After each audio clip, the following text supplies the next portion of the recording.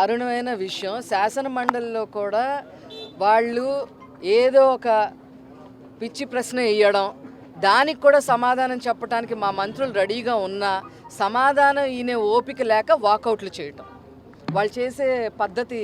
అది మాట్లాడితే 100 సార్లు ఒక అబద్ధాన్ని చెప్పంగా అదే నిజమైపోయిద్ది అనే ఆలోచన విధానంతో వైసీపీ ఉంది. ఇది కరెక్ట్ కాదు. అసెంబ్లీకి రాకపోవడానికి అందరికీ కారణం ప్రతిపక్ష హోదా ప్రజలు ఇవ్వలేదు. 18 సీట్లు వస్తే కానీ ప్రతిపక్ష హోదా రాదు.